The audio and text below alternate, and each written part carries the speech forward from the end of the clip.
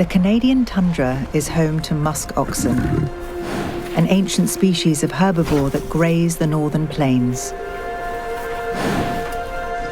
These impressive animals are a vital part of the local ecosystem and a staple food source for Arctic communities.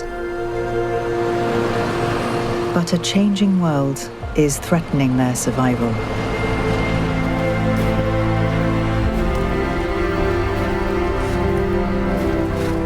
Muskoxen are fascinating creatures. They are genetically very unique. There are really no other species in the world that are like them. They're very cold adapted. They have a very thick coat that enables them to survive in very challenging conditions.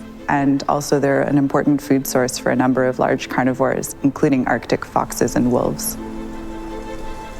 Muskoxen have been a staple of food for our people for many, many years, right? They're a vital part of our diet. Musk oxen provide more than just food. They offer a source of income through tourism, sport hunting and fur.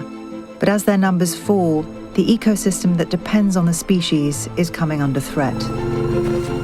They used to be right outside, could be right outside our front door, but we're not seeing them so much in abundance anymore.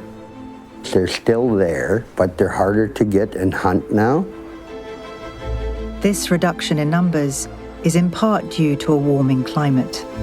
Climate change can have a number of effects on muskoxen. Heat stress is incredibly dangerous for them and predisposes them to diseases. Our Earth is melting at a very fast rate, especially in the far north.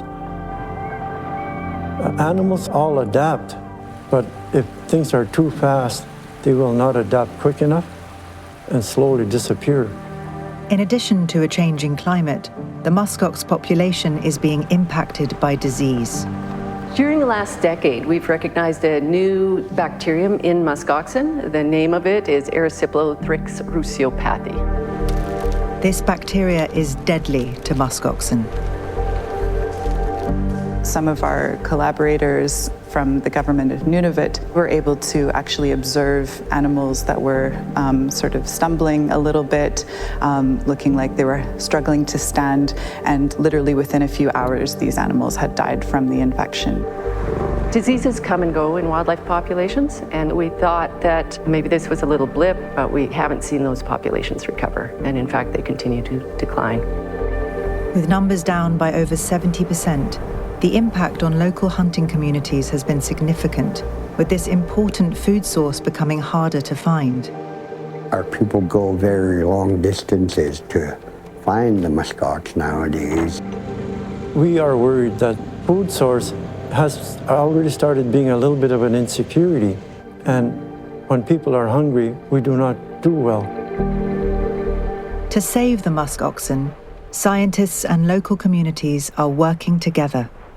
Inuit communities see so much more than we as scientists can observe. And the more that we understand about how this bacterium behaves in the environment, the more likely we are to be able to protect and preserve muskox populations in the future. We have been working together with the biologists, bringing in samples of species of wildlife so we can trace this parasite. Their combined knowledge is already benefiting local communities. People in communities want to know if the muskoxen are safe to eat. Our work allows us to let them know what the risks are when they are providing food for their families. It is very difficult right now, but the Inuits were very adaptive to the changes that we are seeing nowadays. We're hoping that with science and our traditional knowledge, people will be healthier, the planet will be healthier, future generations will be healthier, and we can keep all animals on the planet for much longer.